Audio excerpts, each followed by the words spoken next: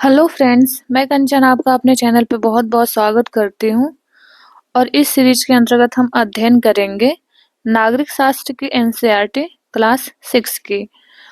तो सबसे पहले हम अध्याय 1 देखते हैं। अध्याय 1 में हम देखेंगे विविधता की समझ, यानी कितनी विविधताएं हमारे देश के अंतर्गत है, विविधता किन-किन चीजों में है और कैसे ये अलग-अलग चीजें हमें देखने को मिलता है।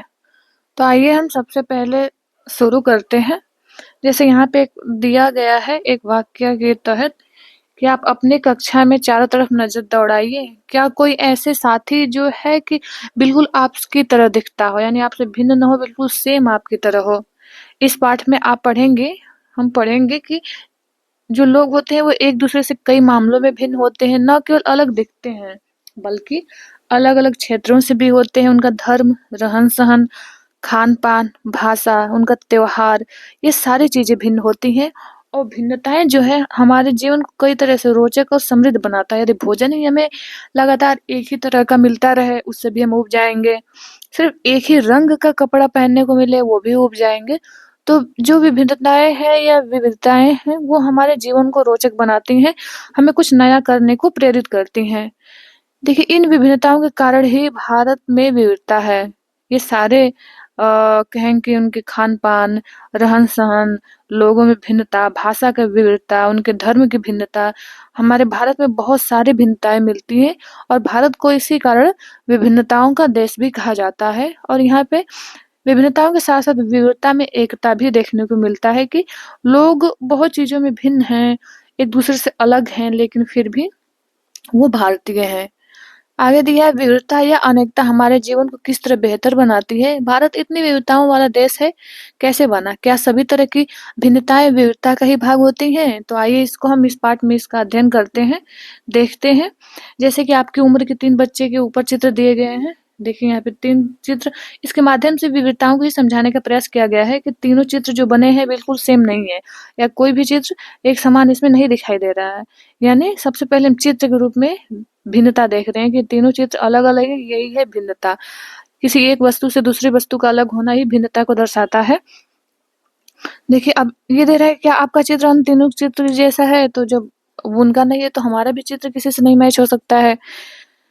आगे दिया है कि इस जैसे कि ऐसा इसलिए है कि हम सब चित्रकारी करने का अपना-अपना एक तरीका होता है। जिस तरह हमारी चित्रकारी में भिन्नता है, उसी तरह हमारे रूप, रंग, खान-पान आदि में भी भिन्नता है। या फिर भगवान ने हमें बनाया है तो उनकी चित्रकारी में भी भिन्नता होगी, क्योंकि विश्व में देखें तो कोई भी व्यक्ति एक जैसा नहीं दिखाई देता है। फिर आगे दिया है कि आप अपनी अध्यापिका की सहायता से यह पता कीजिए कि आप में से कितने साथियों के जवाब एक जैसे हैं। क्या कक्षा में कोई ऐसा साथी भी है जिसकी सूची आपकी सूची में हूबहू मिलती है? शायद नहीं हो। हालाँकि ऐसा होगा कि कई साथियों के कुछ जवाब आपके जवाबों से मिलते-जुलते होंगे। और कितने साथियों को आप जैसी किताब पढ़ना पसंद है? आपकी कक्षा के विद्यार्थी कुल मिलाकर कितनी भाषाएँ बोलते हैं? इनसे अब तक आपको यह अंदाज़ा हो गया होगा कि कई मामले में आप अपने साथियों की तरह हैं, तो कुछ मामलों में क्या है, उनसे बिल्कुल भिन्न हैं। जैसे भाषा के मामले देखा जाए तो हो सकता है भाषा में कुछ समानता हो सकती है, कुछ लोगों में नहीं हो सकती है। लेकिन जैसे हम रूप को देखें, आकार को देखें, तो हम जो जैसा दिखते हैं वैसा कोई व्यक्ति नहीं होगा, उसमें बिल्कुल सब लोग बिल्कुल यूनिक होते हैं। आगे दिया है कि जनपद की भीड़-भाड़ वाले चौराहे की लाल बत्ती पर अखबार लिखवा के दिया हुआ है। आगे यहाँ से हम देखते हैं, देखिए यहाँ दिया है कि दोस्ती करना। इसमें दिया है क्या ऐसे इंसान से दोस्ती करना आपके लिए आसान होगा जो आपसे बहुत भिन्न है। नीचे दी गई कहानी में यही दिया है कि सोचने पे आप सोचिए, देखिए इस कहानी में क्या बता रहा है कि क्या जो व्यक्ति हमसे बिल्कुल भिन्न है तो हमसे उसे दोस्ती करना सही होगा कि नहीं। दिया है कि मैंने इस मजाक की तरह लिया, मजाक जो कि एक फटे पुराने कपड़े पहने उस लड़के के लिए था जो जनपद की भीड़-भाड़ वाले चौराहे की लाल बत्ती पर अखबार बेचता था। मैं जब भी वहाँ से साइकिल से गुजरता, वो अंग्रेजी का अखबार हाथ में लहराते हुए मेरे पीछे भागता और उस दिन की सुर्खियों को हिंदी-अंग्रेजी मिले-जुले शब्दों में चिल्लाकर वो सुनाता रहता। इस बार मैं पट्टी के सहारे रुका और मैंने उससे हिंदी का अखबार माँगा। उसका मुँह खुला का खुला रह गया। उसने पूछा, मतलब आपको हिंदी आती है? बिल्कुल, मैंने अखबार के पैसे देते हुए कहा। हाँ, कहा तो वह क्यों? तुमने क्या सोचा? वह रुका। पर आप लगते तो बड़े अंग्रेज हैं। वह बोला, मतलब कि आप हिंदी पढ़ भी सकते हैं। यानी ये लगता था अंग्रेज की तरह, तो उसे लगा कि ये क्या होगा? हिंदी नहीं पढ़ सकता है। ये जवाब देता है, हाँ बिल्कुल पढ़ सकता हूँ। इस बार मैं थोड़ा अधीर होते हुए बोला, मैं हिंदी बोल सकता हूँ, पढ़ सकता हूँ, लिख भी सकता हूँ। मैंने स्कूल में दूसरे सब्जेक्ट के साथ हिंदी भी पढ़ी है। आगे दिया है कि सब्जेक्ट उसने पूछा, जो कभी स्कूल नहीं गया उसको मैं क्या समझाता कि सब्जेक्ट क्या होता है। वो कुछ होता है, मैंने ही कहा शुरू किया ही था कि बत्ती हरी हो गई और मेरे पीछे गाड़ियों के हॉर्न का शोर 100 गुना बढ़ गया। मैंने भी अपने आप को ट्रैफिक के साथ आगे बढ़ने दिया। अगले दिन वह फिर से वहां पे था। वह मुस्कुराता रहा था और मेरी तरफ हिंदी का अखबार बढ़ाते हुए उसने कहा, भैया आपका अखबार। अब बताइए ये सब्जेक्ट क्या चीज है? सब्जेक्ट, अंग्रेजी का यह शब्द उसकी जबान पे अजीब लग रहा था। ऐसा लगा मानो अंग्रेजी में सब्जेक्ट शब्द का जो दूसरा अर्थ है, प्रजा, उस अर्थ में वह उसका प्रयोग कर रहा था। ओह, यह कुछ पढ़ाई लिखाई से संबंधित है, मैंने कहा।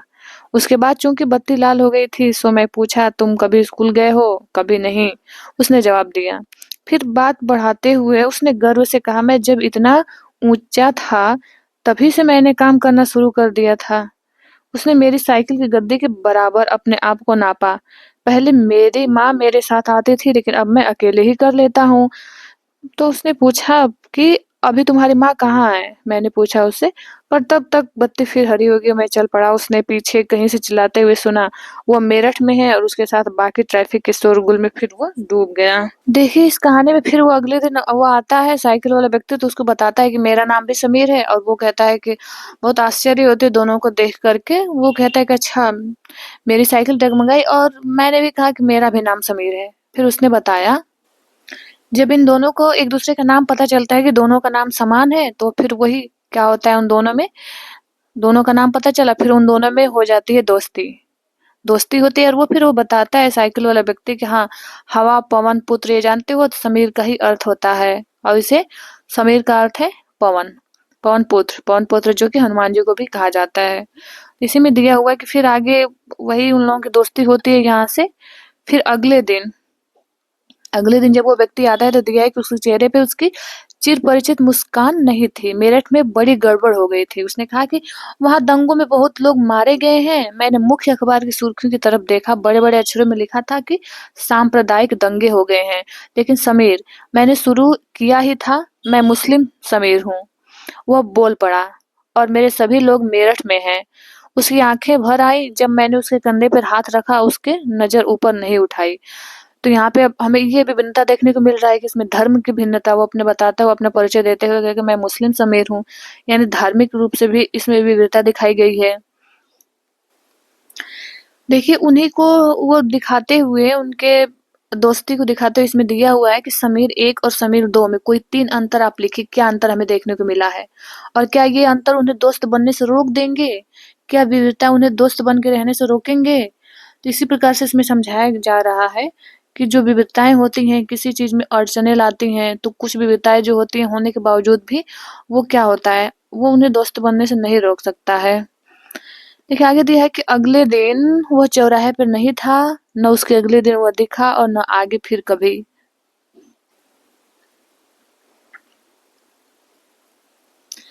देखिए आगे दिया है कि अगले दिन वह चौराहे पे नहीं था, और उसके अगले दिन वह दिखा, और न आगे फिर कभी वो दिखा।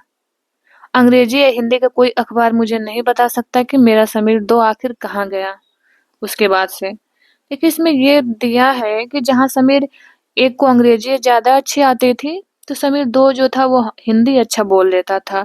हालाँकि दोनों की भाषाएँ अलग थीं, फिर भी दोनों एक-दूसरे से बात कर पाए, और उन्होंने इसके लिए प्रयास किया, क्योंकि उनके लिए बात करना महत्वपूर्ण था, न कि भाषा महत्वपूर्ण थी।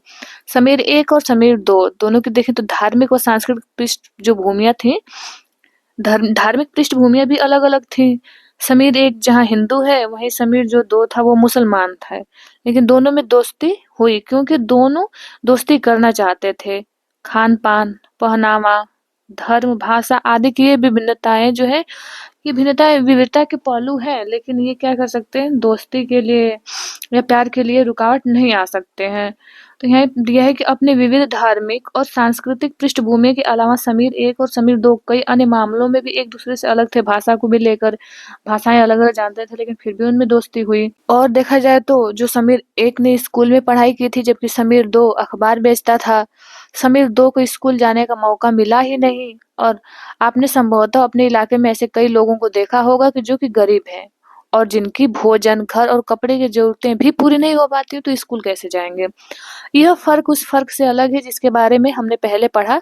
यह विविधता का रूप नहीं है, बल्कि क्या है, यह गैर बराबरी का रूप है। इसे हम विविध नहीं कह सकते हैं कि वो नहीं पढ़ सका और वो पढ़ सका, यानी दोनों भिन्न हैं। भिन्नता वो इस वजह से आई है क्योंकि उनमें बराबरी नहीं है आर्थिक रूप से।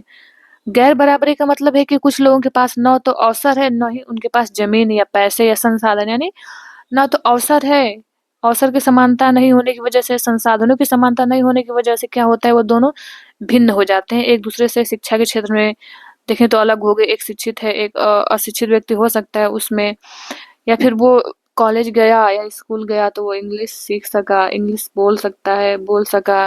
ये सारी विविधताएँ अवसर के अभाव में है, जो दूसरे के पास है। इसलिए गरीबी और अमीरी की जो विविधता का रूप नहीं कह सकते इसे, ये अवसर का कहेंगे ना मिलना की वजह से हो पाया है। यह लोगों के बीच मौजूद असमानता यानी गैर बराबरी है। जाति व्यवस्था असमानता का एक और उदाहरण है। इस व्यवस्था में समाज को अलग-अलग समूहों में बाँटा गया। इस बँटवारे का आधार था कि लोग किस-किस तरह का काम करते हैं, जो जाति का बँटवारा हुआ।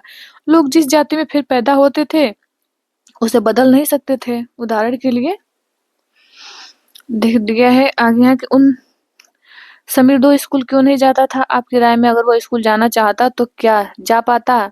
तो नहीं जा पाता क्योंकि आर्थिक अवसर की समानता उसके पास नहीं थी, अवसर उसके पास नहीं था। इस वजह से वो नहीं जा पाया। उदाहरण के लिए क्या दिया हुआ है? जैसे दिया है कि अगर आप कुम्हार के घर में पैदा हो गई, तो आपकी जाति कुम्हार ही होती है। आप बस वही बन सकती थी। कोई व्यक्ति जाति से जुड़ा अपना पेशा भी नहीं बदल सकता था। इसलिए उस ज्ञान के अलावा किसी अन्य ज्ञान को हासिल करना वो ज़रूरी नहीं समझता था। पहले के लोग वो जो कार्य करते थे उसके पूर्वज या कहें कि उसके घर वाले, तो वो वही कार्य करता था, उसी कार्य को सीखता था। इससे गैर बराबरी पैदा हुई। आप इस बारे में अगले पाठ में हम पढ़ेंगे। तो ये विविधता का दे रहा है कि कैसे लोग, एक तो भिन्नता जो होती है, विविधता हमें प्राकृतिक रूप से देखने को मिलती है पहले से ही, जो कि कह सकते हैं कि प्राकृतिक रूप से या हमें जन्म से ही मिलती है। कुछ जो गैर बराबरी के कारण हमें विविधताएँ मिल जाती हैं, कुछ चीज़ में हम भिन्न हो जाते हैं, कुछ में हम भिन्न हो जाते हैं अवसर की असमानता में। तो यही भिन्नता को समझाया गया है उस कहानी के माध्यम से, समीर 1 और समीर 2 के। आगे दिया है कि विविधता हमारे जीवन को कैसे समृद्ध करती है, कैसे करती है? जैसे दिया है कि जैसे समीर 1 और समीर 2 दोस्त बने, ठीक? ठीक वैसे ही आपकी भी सहेलियाँ होंगी जो आपसे बहुत अलग होंगी। आपने शायद उनके घर में अलग-अलग तरह का खाना खाया होगा, उनके साथ अलग त्योहार मनाए होंगे, उनके कपड़े पहनकर देखे होंगे और थोड़ी बहुत उनकी भाषा भी सीखी होगी। ये भी हमें विविधता देखने को मिला होगा।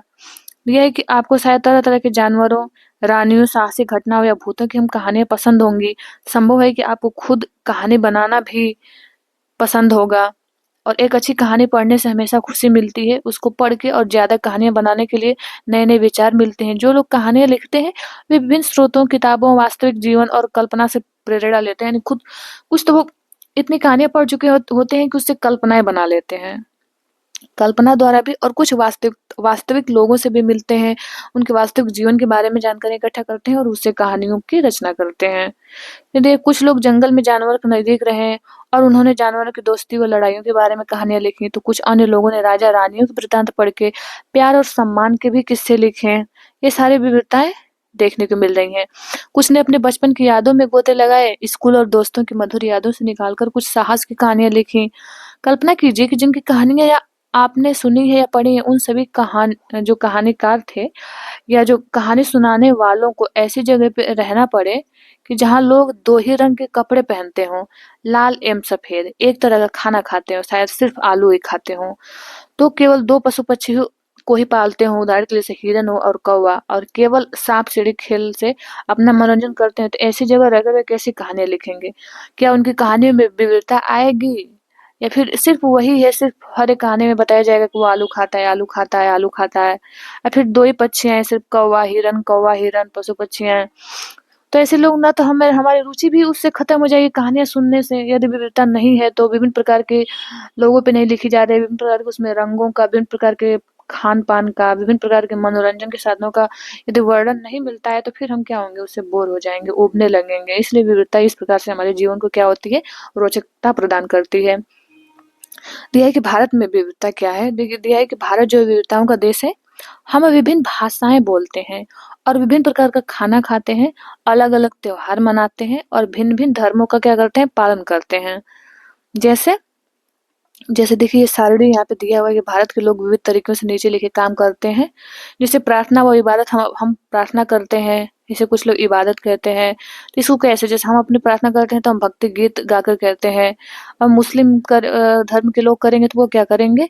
वो अपना नमाज़ पढ़ते हैं या फिर क्रिश्चियन को देखें तो उसमें अलग होगी ये जो सिख लोग होते हैं वो गुरुद्वारा में अपना भजन करते हैं। उस तरह से लोग अलग-अलग पूजा करते हैं, अलग-अलग स्थानों पे, अलग-अलग गीतों के माध्यम से करेंगे। जैसे शादी हो रहा है तो यहाँ पे एक उदाहरण दिया है कि अदालत के रजिस्टर में भी दस्तखत करके ऐसे भी शादी की जा सकती है।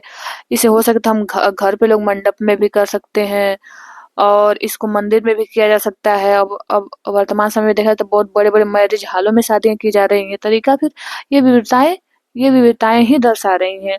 जैसे विभिन्न प्रकार के कपड़े पहनना, तो हम देखें तो क्या जैसे यहाँ दिया है कि मणिपुर में औरतों का फ़नैक पहनना। तो हम देखें हमारे यहाँ ग्रामीण क्षेत्रों में देखें तो जो महिलाएँ अधिकांशतः साड़ियाँ पहनती हैं, जो लड़कियाँ होती हैं सूट सलवार पहनती हैं। वहीं पे थोड़ा-सा शहरी क्षेत्र में देखें तो उनके कपड़ों के पहनावट में जो पहनने का ढंग है विविधता मिलेगा। या फिर और भी हमें देशीय प्रधान जैसे अपने जम्मू कश्मीर या अलग-अलग स्टेटों की बात करें तो उसमें उनके क्या होगा पहनावे में विभिन्नता देखने को मिलेगा। अभिवादन करने का तरीका है, तो यहाँ दिया है कि जो झारखंड के आदिवासी एक-दूसरे को जोहार कहना, हम अब अभिवादन कैसे करते हैं? प्रणाम करके, हाथ जोड़ करके या पैर छू करके, इस तरह से अभिवादन करने का तरीका होता है, किसी का गले लगा करके, ये सारे तरीका ये विभिन्नता है। चावल पकाना का विभिन्नता दिया है, तो इसको भी हम विभिन्न तरीके से पका सकते हैं। तो कोई भी ऐसा कार्य नहीं है जिसमें विविधता नहीं हो और वो विविधता क्या है? हमें रोचक बनाता है हमारे जीवन को। देखिए दिया है कि लेकिन कई गहराई में सोचे तो वास्तव में हम एक ही तरह की चीज़ें करते हैं, केवल हमारे करने के तरीके अलग हैं। चीज़ तो वही करते जैसे चावल भी ऊपर पढ़े ना हम अभी चावल बनाना, तो उसमें कुछ में दिया है कि कैसे बिरयानी बना के उसे चावल बनाते हैं, तो कई तरीके से बनाते हैं लेकिन बनाते हैं चावल ही। शादी का दिया था कि शादी करते हैं, तो शादी करते हैं, करने का मुख्य उद्देश्य है उसका शादी ही करना, लेकिन क्या है बस तरीका अलग-अलग है। हम विविधता को कैसे समझें? कैसे समझें हम विविधता को? दिया है करीब 2 या सवा 200 वर्ष पहले जब रेल, हवाई जहाज, बस और कार हमारे जीवन का हिस्सा नहीं थे, तब भी लोग संसार के एक भाग से दूसरे भाग की यात्रा करते थे। वे पानी के जहाज में, घोड़ों या ऊँटों पे बैठ के जाते थे या फिर पैदल चल के जाते थे। तो अक्सर ये यात्राएँ खेती और बसने के लिए नई-नई ज़मीन की तलाश में या फिर व्यापार के लिए की जाती थी। चूँकि यात्रा में बहुत समय लगता था, इसलिए लोग नई जगह पे अक्सर काफ़ी लंबे समय तक ठहर जाते थे और इसके अलावा सूखे और अकाल के कारण भी कई बार लोग अपना घर-बार छोड़ देते थे। उन्हें जब पेट भर खाना नहीं मिलता था, तो वे नई जगह पे जाकर बस जाते थे।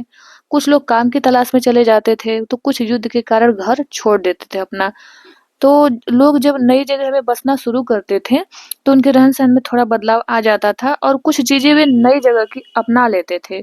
कुछ चीज़ों को पुराने ढर्रे पे ही चलते रहते थे, जो उनकी विशेष बातें थी। इस तरह उनकी भाषा, उनका भोजन, उनका संगीत, उनका धर्म आदि में नए और पुराने का मिश्रण होता रहता था। यानी कुछ नई चीज़ें सीखते थे, कुछ अपनी पुरानी चीज़ों को पकड़े रहते थे, उनका मिश्रण फिर उनके कहीं कि उस चीज़ों में देखने को मिलता था। उनकी संस्कृति और नई जगह की संस्कृति में आदान-प्रदान होता और धीरे-धीरे मिश्रित यानी मिली-जुली संस्कृति उभरती है। ये नहीं कि वो वहाँ जाते तो उस संस्कृति को नहीं अपनाते, वहाँ के लोगों के व्यवहार को, विचारों को नहीं अपनाते, बिल्कुल छोड़ देते। हालाँकि उनके भी जो उनको अच्छा लगता था, उनके व्यवहार या उनके धर्म या फिर उनकी जो भी चीज़ें थी, तो उसको अपना लेते थे और अपने भी जो अच्छी चीज़ें उनको थी, उसको कभी मतलब किसी कीमत में नहीं छोड़ना चाहते थे, तो वो भी उनके जीवन में बना रहता था। अगर हम अलग-अलग क्षेत्रों के इतिहास देखें तो हमें पता चलेगा कि किस तरह विभिन्न संस्कृति प्रभावों ने वहाँ के जीवन और संस्कृति को आकार देने में योगदान किया है। इस तरह से कई क्षेत्र अपने विशिष्ट इतिहास के कारण विविधता संपन्न हो जाते थे। ठीक इसी प्रकार लोग अलग-अलग तरह की भौगोलिक स्थितियों से किस प्रकार सामंजस्य बैठाते, उससे भी विविधता उत्पन्न होती है। उदाहरण के लिए हम देखें तो समुद्र के पास रहने वाले और पहाड़ी इलाकों में रहने वाले में बड़ा फ़र्क है। कैसे? न केवल वहाँ के लोगों के कपड़ों और खान-पान की आदतों में फ़र्क होगा, बल्कि जिस तरह वे काम करेंगे, वे भी अलग होगा। शहरों में हम देखें तो अक्सर लोग ये भूल जाते हैं कि उनका जीवन उनके भौतिक वातावरण से किस तरह गहराई से जुड़ा हुआ है। ऐसा इसलिए कि शहरों में लोग विरले ही अपनी सब्ज़ी या अनाज उगाते हैं। वे इन चीज़ों के लिए बाज़ार पे ही निर्भर रहते हैं और डायरेक्ट या प्रत्यक्ष रूप से उनका उत्पादन नहीं करते हैं। इस वजह से दे दिया है कि भारत के 2 भागों जैसे लद्दाख और केरल को हम देखें, तो समझने की इसको कोशिश करें कि किसी क्षेत्र की विविधता पर उसके ऐतिहासिक और भौगोलिक कारकों का क्या असर पड़ता है। तो असर पड़ेगा, लद्दाख देखें तो इतना शीतल है, बिल्कुल ठंडा प्रदेश है, और वहीं केरल देखा जाए तो ये उष्ण में आ जाएगा। उष्णता बहुत यहाँ पे देखने को मिलेगी। हमें जहाँ पे लद्दाख में कोरधारे वन मिलेंगे, तो यदि हम केरल में देखें तो हमें सदाबहार वन यहाँ पे देखने को मिलेंगे। तो इस हिसाब से इनकी जो खान-पान होगा, इनका पोशाक होगा, ये लोग काफ़ी हल्के कपड़े पहनेंगे। तो लद्दाख वाले लोग फरदार या फिर ऊनी या मोटे वस्त्र पहनेंगे। तो ये देखें तो ये दिया है कि भागों के जो जो विविधता मिलती है, ये जलवायु दृष्टि से या फिर उनका जो धरातलीय बनावट है उच्चावच की दृष्टि से, तो ये सारी चीज़ें भी भिन्नता को बढ़ावा देते हैं। देखिए आगे दिया है कि देखिए लद्दाख दिया है कि लद्दाख जो है जम्मू और कश्मीर के पूर्व में पहाड़ियों में बसा एक रेगिस्तानी इलाका है। रेगिस्तानी कहा जा रहा है, यानी लद्दाख ये कह सकते हैं कि क्या हो गया आपका, ये शुष्क मरुस्थल यानी ठंडा रेगिस्तान हो गया। और उष्ण मरुस्थल यानी गर्म रेगिस्तान देखते हैं, जैसे थार का मरुस्थल हो गया हमारा गर्म रेगिस्तान, ये शीत रेगिस्तान हो गया। यहाँ पे बहुत ही कम खेती संभव है, क्योंकि इस क्षेत्र में बारिश बिल्कुल नहीं होती है। यहाँ भी बारिश नहीं होती है, जिस तरह से मरुस्थल हम देखें थार के मरुस्थल में बारिश नहीं होती है। यह इलाका हर वर्ष काफी लंबे समय तक बर्फ से ढका रहता है, और इस क्षेत्र में बहुत ही कम पेड़ उगाते हैं। पीने के पानी के लिए लोग गर्मी के महीनों में पिघलने वाले बर्फ पे निर्भर रहते हैं। यहाँ के लोग एक खास किस्म की बकरी पालते हैं, जिसे पश्मीना ऊन मिलता है, यानी ये बहुत मुख्य है। जो पश्मीना ऊन जिससे मिलता है, ये इस बकरी से मिलता है पश्मीना ऊन, ये काफ़ी इसका डिमांड रहता है। यह ऊन कीमती है, इसलिए पश्मीना जो शाल है, पश्मीना शाल बड़ी महँगी होती है, पश्मीना शाल इसका मूल्य बहुत अधिक होता है। लद्दाख के लोग बड़ी सावधानी से इस ऊन को इकट्ठा करके कश्मीर के व्यापारियों को बेच देते हैं। मुख्यतः कश्मीर में ही पश्मीना शालें बुनी जाती हैं। सबसे यहाँ की जो ये शाल है कश्मीर में ही, ये मुख्य है कि जो जो पश्मीना शालें हैं कश्मीर में ही बुनी जाती हैं। यहाँ के लोग दूध से बने पदार्थ जैसे मक्खन, चीज़, खास तरह के छेना या मांस खाते हैं, और हर एक परिवार के पास कुछ गाय, बकरी और याक होते ही हैं इस क्षेत्र के लोगों के पास।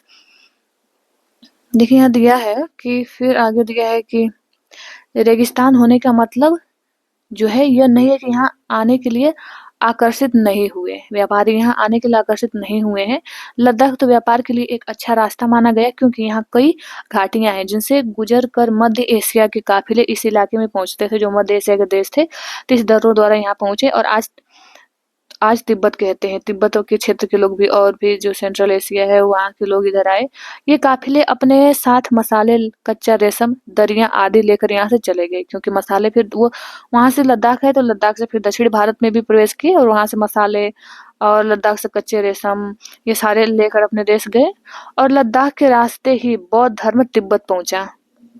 लद्दाख को छोटा तिब्बत भी कहते हैं, और करीब 400 साल पहले यहाँ पे लोगों का इस्लाम धर्म से परिचय हुआ, और अब यहाँ अच्छी खासी संख्या में मुसलमान रहते हैं लद्दाख में। लद्दाख में गानों और कविताओं का बहुत ही समृद्ध मौखिक संग्रह है।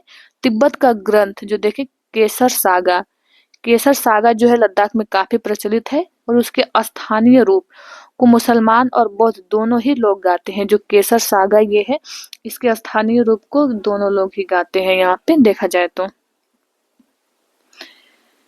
देखिए ये पश्मीना शाल बुनती हुई औरतें हैं, पश्मीना शाल बुनाई कर रही हैं।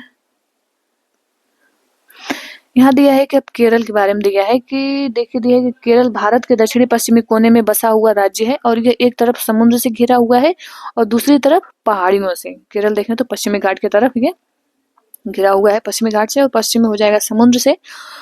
और इन पहाड़ियों पे विविध प्रकार के मसाले जैसे काली मिर्च के लिए तो काफी प्रसिद्ध है केरल, और लौंग, इलायची आदि उगाए जाते हैं ना। गर्म मसालों की खेती यहाँ पे देखिए तो बहुत होती है। इन मसालों के कारण ये क्षेत्र व्यापारियों के लिए बहुत आकर्षक बना। यानी जो चीजें, जो संसाधन में विशिष्टता होगी, वो क्षेत्र क्या करेगा, व्यापारियों को अपनी तरफ आकर्षित करेगा। सबसे पहले अरबी एवं यहूदी व्यापारी केरल आए थे। अरबी और यहूदी, ऐसा माना जाता है कि ईसा मसीह के धर्मदूत संत जो थॉमस थे, लगभग 2000 साल पहले यहाँ आए और भारत में उन्होंने ईसाई धर्म लाने का श्रेय उन्हें दिया जाता है। किन्हें? ये हो गया आपका धर्मदूत, ईसा मसीह के धर्मदूत है संत थॉमस। इनको श्रेय दिया जाता है कि भारत में क्या किए, ईसाई धर्म लाए। अरब से कई व्यापारी यहाँ आकर बस भी गए। इब्न बतूता जैसे हम इनको सुने हैं कि ये जो करीब 700 साल पहले यहाँ आए और अपने यात्रा वृत्तांत में इन्होंने जो मुस्लिम थे यहाँ के, उनके जीवन का विवरण देते हुए लिखा कि मुसलमान समुदाय की यहाँ बड़ी इज्जत थी। यानी जो मुसलमान समुदाय था उसकी भारत में बहुत इज्जत थी। ये लिखते हैं कौन? इब्न बतूता अपने ग्रंथ में लिखते हैं। देखिए यहाँ दिया है कि फिर इसके हम देखें तो वास्को डी गामा के बारे में पढ़ते हैं कि वास्को डी गामा पानी के जहाज से यहाँ पहुंचे तो पुर्तगालियों ने यूरोप से भारत तक का समुद्री रास्ता जान लिया कि हाँ, वास्को डी गामा ने ही भारत की खोज की।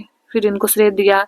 फिर रास्ता पता चल गया यूरोप से यहाँ तक आने का, भारत तक। तो इन सभी ऐतिहासिक प्रभावों के कारण केरल के लोग विभिन्न धर्मों का पालन करते हैं, जिनमें यहूदी, कुछ लोग इस्लाम है, ईसाई भी है, हिंदू और बौद्ध धर्म सब शामिल है। चीन के व्यापारी भी केरल आए। यहाँ पर मछली पकड़ने के लिए जो जाल इस्तेमाल किए जाते हैं वे चीनी जालों से हूबहू मिलते हैं और उन्हें चीना वाला कहते हैं। जो यहाँ पे जिस जाल द्वारा मछली पकड़ते हैं उसे चीना वाला कहते हैं। और तलने के लिए लोग जो बर्तन इस्तेमाल करते हैं उसे क्या कहते हैं? चीना चट्टी। चीना वाला से मछली पकड़ते हैं और चीना चट्टी से वो मछलियों को क्या करते हैं? तलते हैं। इसमें चीन शब्द इस बात की ओर इशारा करता है कि उसकी उत्पत्ति कहाँ हुई होगी। केरल की उपजाऊ जमीन और जलवायु चावल की खेती के लिए तो उपयुक्त है ही, वर्षा का क्षेत्र है, वर्षा वाला क्षेत्र है, तो यहाँ पे चावल भी अधिक उपजाने के लिए उपयुक्त है। और वहाँ के अधिकतर लोग क्या खाएंगे? मछली, सब्जी और चावल खाते हैं। तो यहाँ पे हमें लद्दाख से लेकर केरल में कितनी विविधता देखने को मिल रही है जलवायु संबंधी। ये देखिए यहाँ का त्योहार दिया, केरल में मनाए जाने वाला त्योहार ओणम का एक विशेष आकर्षक है। ओणम में नाव प्रतियोगिता, लंबी लंबी नावें होती हैं, लोग इसकी यात्राओं द्वारा प्रतियोगिता होती है और जो जीतता है उसे पुरस्कार दिया जाता है। देखिए आगे दिया है कि जहाँ केरल और लद्दाख की भौगोलिक स्थितियां एक दूसरे से बिल्कुल अलग है, वहीं हम यह भी देखते हैं कि दोनों क्षेत्रों के इतिहास में एक ही प्रकार के सांस्कृतिक प्रभाव है। दोनों ही क्षेत्रों को चीन और अरब से आने वाले व्यापारियों ने प्रभावित किया। जहाँ केरल की भौगोलिक स्थिति ने मसालों की खेती संभव बनाई, वहीं लद्दाख की विशेष भौगोलिक स्थिति और ऊन के व्यापारियों को अपनी ओर खींचा। और इस तरह पता चलता है कि किसी भी क्षेत्र के सांस्कृतिक जीवन का उसके इतिहास और भूगोल से प्रायः गहरा रिश्ता होता है। यानी जो संस्कृति हमारी विकसित होती है, जिस प्रकार की संस्कृति हम अपने अंदर अपनाते हैं, उसमें कहीं न कहीं वहाँ की जलवायु का, वहाँ की भौगोलिक स्थिति का बहुत ही गहरा प्रभाव होता है, ये कहा गया है। यहाँ देखिए इन्होंने एकजुट होकर आंदोलन किया, इकट्ठे जेल गए। कौन सी कहानी दिया हो? अच्छा आगे यहाँ का दिया हुआ है, दिया है कि यहाँ पे विभिन्न संस्कृतियों का प्रभाव केवल बीते हुए कल की बात नहीं है। हमारे वर्तमान जीवन का आधार ही काम के लिए एक जगह से दूसरी जगह जाना है। हर एक कदम के साथ हमारे सांस्कृतिक रीति रिवाज और जीने का जो तरीका है धीरे धीरे उस नए क्षेत्र का हिस्सा बन जाते हैं जहाँ हम पहुँचते हैं। ठीक इसी तरह अपने पड़ोस में हम अलग अलग समुदायों के लोगों के साथ रहते हैं। अपने रोजमर्रा के जीवन में हम मिलजुल कर काम करते हैं और एक दूसरे के रीति रिवाज और परंपराओं में घुल मिल भी जाते हैं, मिल जाती है। देखिए यहाँ दिया है कि विविधता में एकता। हम देख रहे हैं कि भारत की जो विविधता है, अनेकता है, तो इस अनेकता विविधता होने के बाद भी लोग यहाँ के एक हैं। जैसे अंग्रेजों का भारत पे राज था तो विभिन्न धर्म, भाषा और क्षेत्र की महिलाओं और पुरुषों ने अंग्रेजों के खिलाफ मिलकर लड़ाई लड़ी थी। भारत के स्वतंत्रता संग्राम में अलग अलग परिवेशों के लोग भी क्या किए थे? शामिल हुए थे। अलग अलग परिवेश वाले, अलग अलग धर्म के लोग शामिल हुए, उन्हें एकजुट होकर आंदोलन इकट्ठा हुए और जेल भी गए या उनसे मार खाई या फिर उनके खिलाफ लड़े। अंग्रेजों ने सोचा था कि वे भारत के लोगों में फूट डाल सकते हैं। उन्होंने थी ना नीति, फूट डालो राज करो, तो सोचा उन्होंने कि डाल सकते थे क्योंकि उनमें काफी विभिन्नताएं हैं या विविधताएं हैं, इस तरह उनका राज चलता रहेगा। मगर लोगों ने दिखला दिया कि वे एक दूसरे से चाहे कितना भी भिन्न हो, अंग्रेजों के खिलाफ लड़ी जाने वाली लड़ाई में सब लोग क्या थे? एक थे। जैसे देखिए कहानी दिया है कविता की, दिन खून के हमारे प्यारे न भूल जाना, खुशियों में अपने हम पर आंसू बहा के जाना, सयाद ने हमारे चुन चुन के फूल तोड़े, वीरान इस चमन में कोई गुल खिला के जाना, दिन खून के हमारे प्यारे न भूल जाना। कितनी अच्छी कविता है। गोली खा के सोए जलियां बाग में हम, सूनी पड़ी कब्र पर दिया जला के जाना, दिन खून के हमारे तुम प्यारे भूल न जाना। हिंदू और मुस्लिमों की होती है आज होली, बहते हैं एक रंग में दामन भिगो के जाना, दिन खून के सहारे प्यारे हमको भूल न जाना। कुछ जेल में पड़े हैं कुछ कब्र में गड़े हैं, दो बूंद आंसू उन पर प्यारे बहा के जाना, दिन खून के हमारे प्यारे तुम भूल न जाना। देखिए, स्वतंत्रता दिवस के अवसर पर भारत भाषण देते हुए पंडित नेहरू, वहाँ का ये चित्र है स्वतंत्रता अवसर पे। देखिए आगे दिया है कि ये जो हम पढ़े हैं अभी गीत या कविता कह सकते हैं कि ये गीत जो है अमृतसर में हुए जलियांवाला बाग हत्याकांड के बाद गाया जाता था, और इस हत्याकांड में एक ब्रिटिश जनरल ने उन शांति प्रिय निहत्थे लोगों पर खुलेआम गोलियां चलवा दी थी जो बाग में इकट्ठा होकर सभा कर रहे थे। इसमें महिला पुरुष थे, हिंदू मुस्लिम सिख कितने सारे लोग थे जो अंग्रेजों की पक्षपातपूर्ण नीति का विरोध करने के लिए वहां जमा हुए थे। उनमें से बहुत लोगों की जानें गईं, उससे भी ज्यादा घायल भी हुए, और यह गीत उन्हीं शहीदों की याद में गाया जाता था। स्वतंत्रता संग्राम के दौरान उभरे गीत और चिन्ह वीरता के प्रति हमारा विश्वास बनाए रखते हैं। क्या आप भारतीय झंडे की कहानी जानती हैं? स्वतंत्रता संग्राम के दौरान ही भारत के झंडे की परिकल्पना की गई थी।